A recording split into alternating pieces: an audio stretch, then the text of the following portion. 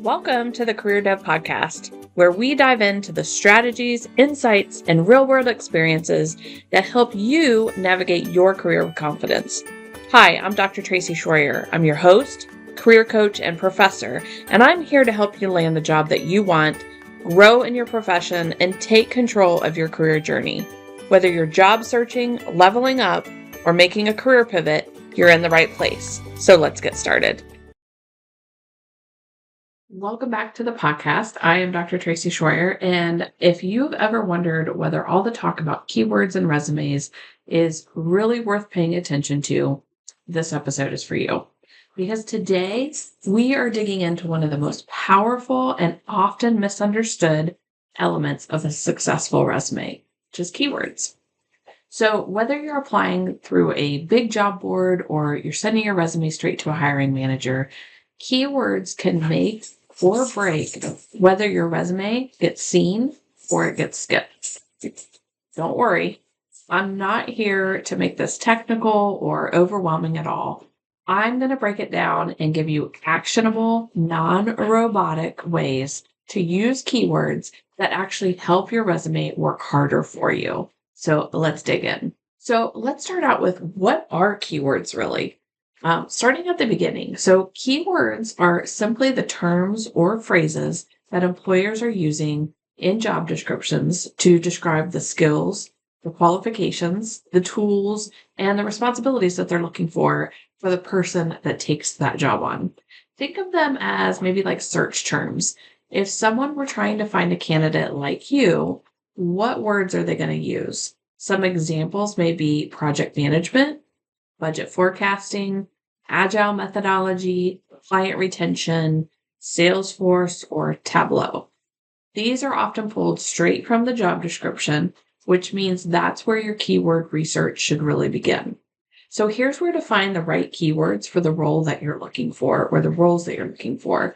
There's a quick 3-step method that I teach. And the first one is, I typically print or copy the job posting. So if you're somebody who likes to print like me, I will print it out and take a pen or a highlighter to start my search.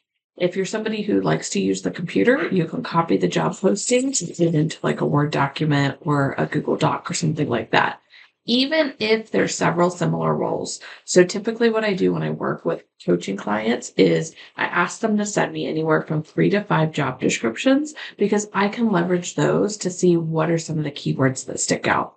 Then the next step I would recommend is that you highlight repeating words or phrases that relate to skills, tools, job functions, or qualifications. So maybe this is highlighting or underlining the physical copy, or if you have it copied into a document.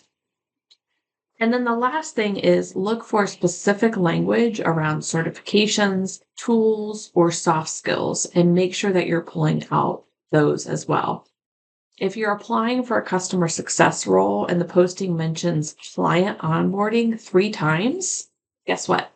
That phrase should appear somewhere in your resume if it's true for you and you have that skill or that experience in your past. Another thing that you can do to really double check yourself, but I wouldn't trust it 100% all of the time, is take those job descriptions and copy them and post them into a ChatGPT prompt and put all 3 of them in the same prompt window and say, tell me the top 10 keywords that you pull from these job descriptions. And that's going to help to validate that you are finding the right ones. Now, I wouldn't automatically just do that first, because you need to go through and be acquainted with what those are and make sure that you're catching them. And you're going to learn so much more about those jobs as well by doing that research up front and then doing that validation via ChatGPT or some other AI tool on the back end.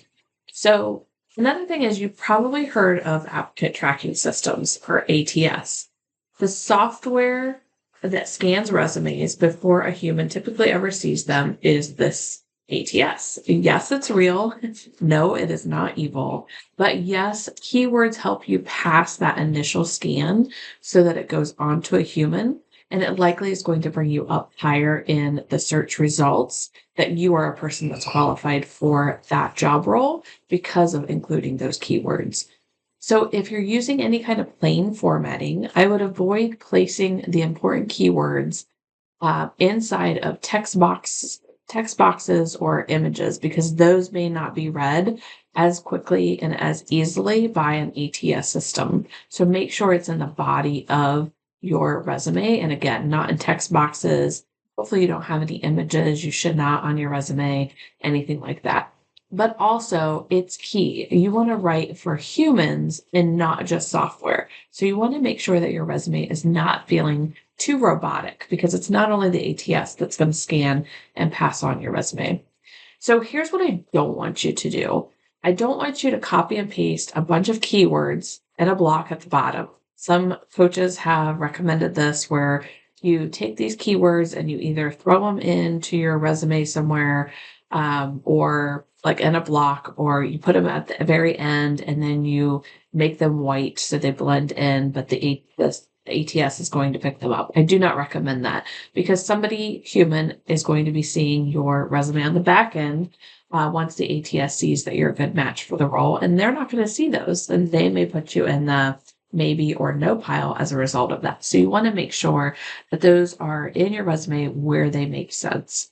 You also want to try to make sure that you're not trying to include every possible term that you think a system might scan. You want to make sure that you're being very specific on which are the right ones.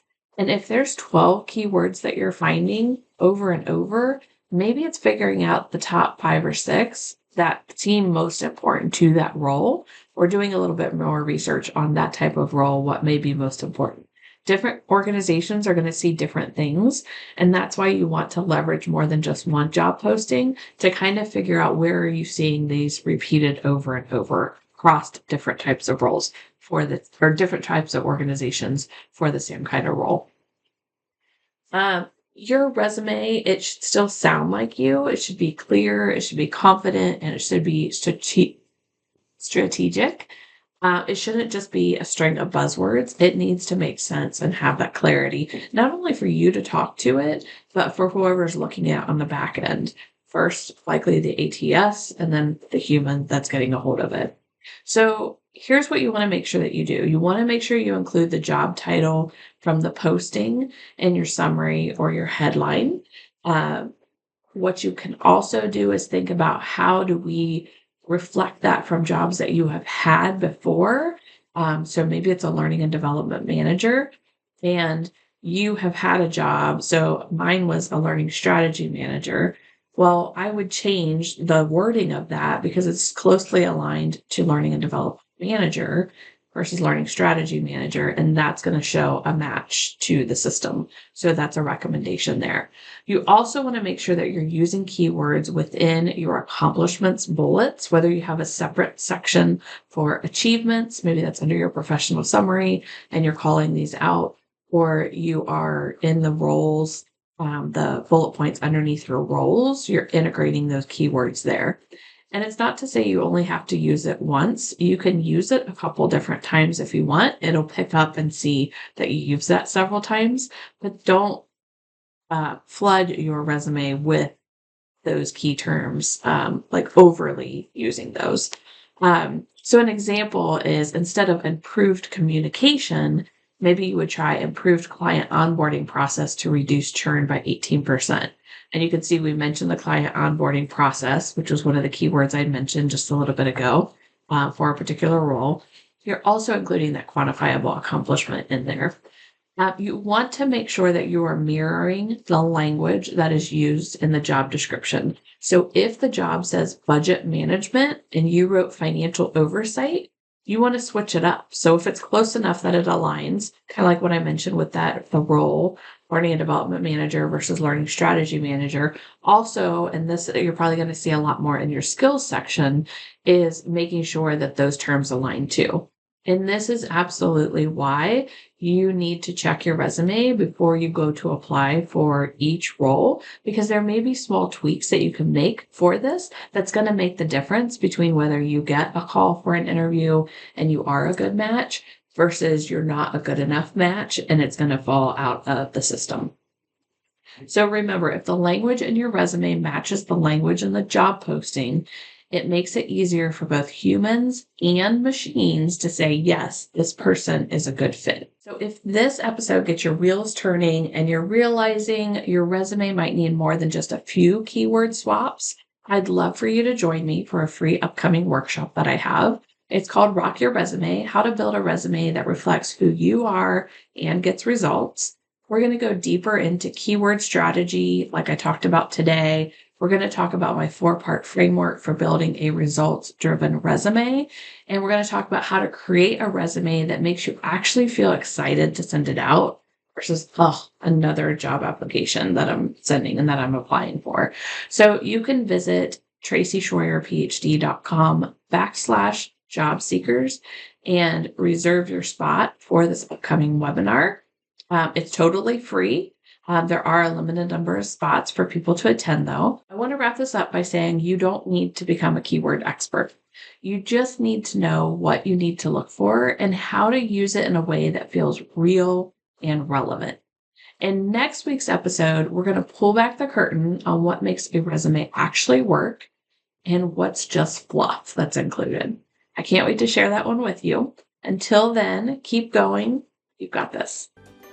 That's a wrap for today's episode of the Career Dev Podcast.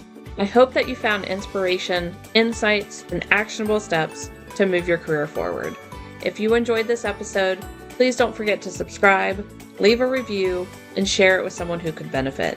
For more career tips and resources, connect with me, Dr. Tracy Shroyer, on LinkedIn or visit my website at www.tracyshroyerphd.com. Thanks for tuning in. Keep growing, keep learning, and I'll see you on the next episode.